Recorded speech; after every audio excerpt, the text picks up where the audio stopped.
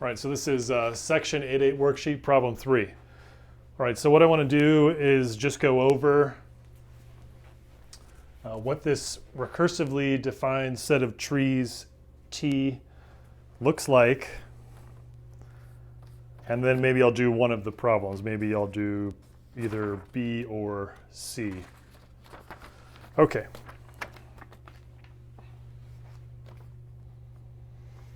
All right, so like I've done before, the board is going to be my recursively defined set. And remember, T is all of T, the infinitely huge tree T has already been defined. Once we write down the initial case in the recursive rule, it creates all these things. They're done. They're there. But we can think of it iteratively. All right, so the initial case is just a single vertex. A single vertex is in T. Okay. Now I'm going to give this thing a name. I'm going to call it R for root. Okay. So applying the recursive rule. So the recursive rule, what it does is it creates two copies of that. Creates a new vertex, and then connects, let's see, this is okay, so if T prime is in T, okay, this is like T prime, then T is the tree formed by taking two copies of T prime, so we took two copies there. Okay. Create a new vertex V, and adding new edges between V and the roots. That's why I made this R for root. The roots of each copy of the thing that came before. Okay. This new thing, that's now the new root. Okay. So there we go. All right. So now applying the recursive rule again. All right. So we have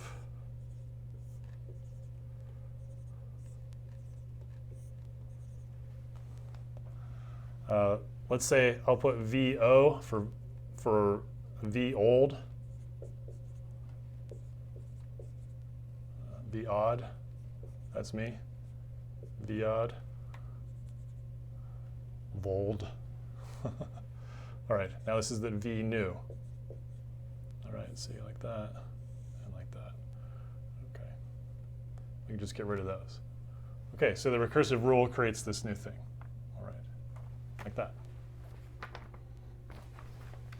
All right, applying the recursive rule again. All right, we get two copies of this thing.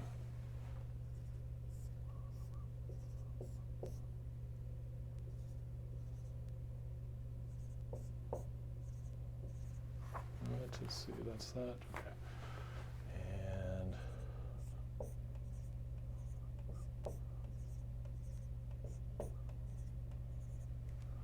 create a new V. Goes to the old V's. V new, V old, V old. All right, so connects like that. Let me do it one more time. Okay, so just think that I'm applying the recursive rule to this thing over here. Okay. All right, so we get two copies of this thing there. Okay, so then you have like that. Okay.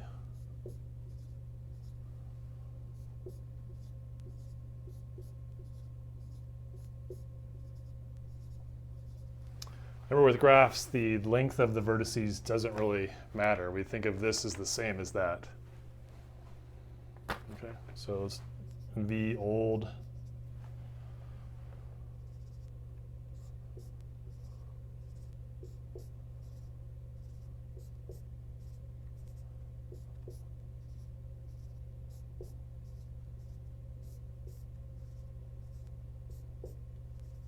Remember with graph theory, we think of graph theory as the geometry of position, right? So as long as things are positioned correctly, it doesn't matter how we draw them, they're still the same thing.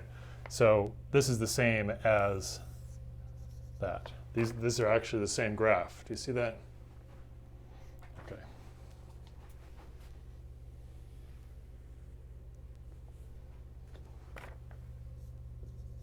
All right, let's make sure I have that. So let's see, we had 1, 2, so 1, 2, 3, 4, 5, 6, 7, 8, 9, 10, 11, 12, 13, 14, 15.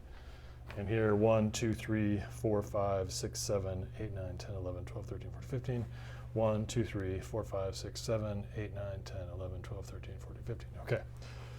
All right, so there's the two old ones there, and this was V old as well. Okay, create a new vertex V, connect it to the old roots there.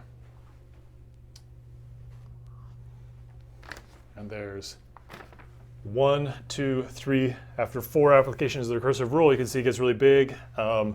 To do it again, I need a whole board just to apply the recursive rule again. We need a whole board, right? It gets really big really fast. Okay, this recursively defined set here is what the book calls perfect binary trees. Okay. But you really don't need to know what they're called to apply the recursive rule. You don't even really need to know that they're trees. Okay, to know, right? The fact that we've already learned trees in the class makes this a little, you're more comfortable with what's going on here, but you really don't even have to know that they're trees. All we have to do is just apply the recursive rule to the initial case. That's really all we have. Okay. All right, so here's some of the things in our NT. Okay. All right, let's look at 3B. Okay, so problem 3B.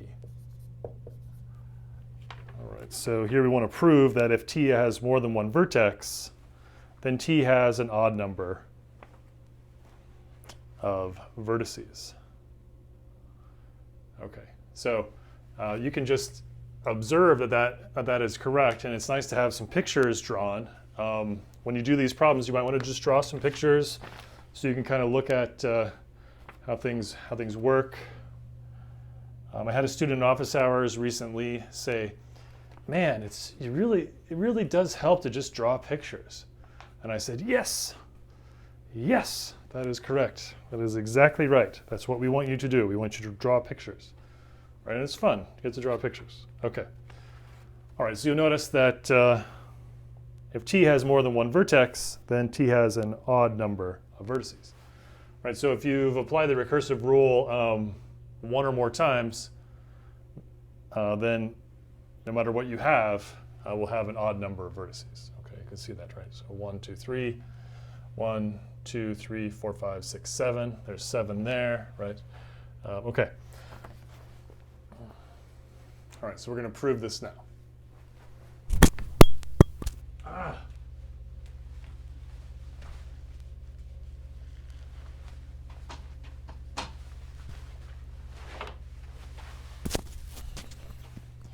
That has not happened to me yet.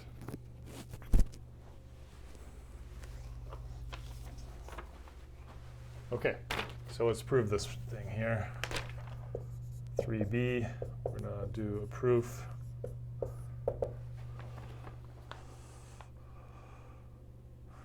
Okay, so now remember in our class, right, we have an idea of how to prove an if-then statement. So P, Q, P implies Q. True, true, false, false, true, false, true, false, true, false, true, true. Okay, so we're proving an if-then.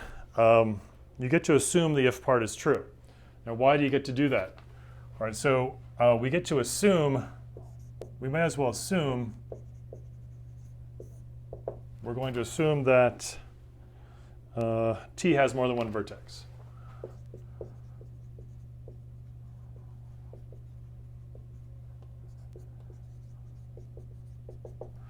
Okay, okay, why do we get to assume this? All right, so think about this, right? So P is the statement. This is our statement P, right? Our statement P here of proving the statement if T has more than one vertex, then T has an odd number of vertices. Okay, we get to assume that T has more than one vertex. Why do we get to do that? Okay, so P is either true or it's false. Well, we live in a world of truth or falsity. If P is false, then the statement is always true, right? So we may as well assume that it's true. Okay, so that's the idea. That's why we get to assume that. Right? And then we basically want to show that this can't happen. To show that can't happen, we got to show Q. Right? So we may as well assume P is true. Why? Because if P is false, then the statement is always true, right? So we may as well assume that P is true. That we're in one of these two situations here, and we'll show that that's true, and so therefore we're in that situation there. Okay.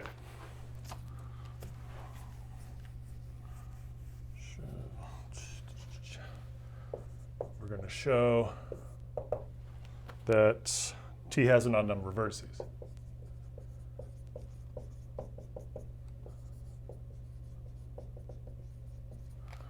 Number of vertices. Okay.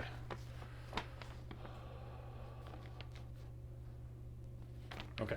So now really, this all comes down to the recursive rule. These are good things for you to do because remember, in this class, a proof, a lot of it is really just thinking about why something's true.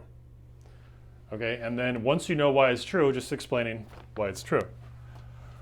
Okay, so we're going to assume that T has more than one vertex. Okay, so since the tree T, I'll even write that T and T, has more than one vertex, you must have applied the recursive rule to get T. All right, so let's say, for instance, this is our T here, right? Just for instance, if this was our T, right, if this is the whole thing T, then if this whole thing was T,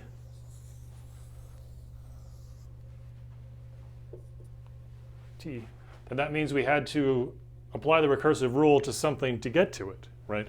The recursive rule, we had to apply the recursive rule to T prime.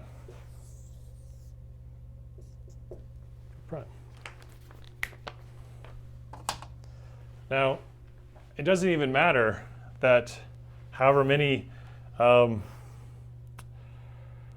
things were in T prime, because we have two copies of, so we have 2 times the number of vertices in T prime, right, plus 1. 2 times something plus 1 is odd, right? Remember, the definition of odd is 2 times some integer plus 1. So T has 2 times the number of vertices in T prime plus 1. Okay, so that's really the idea. Okay, so let me draw this thing in general. Okay, so T, let's say it looks like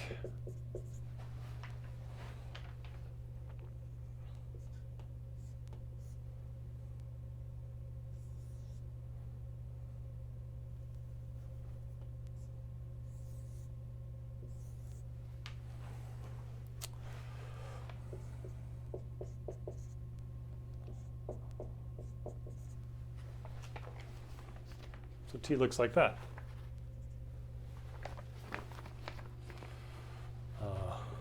So T has 2 times number of vertices in T prime plus 1. Right? So 2 times the number of vertices in T prime plus 1. You could even say 1 for the root V.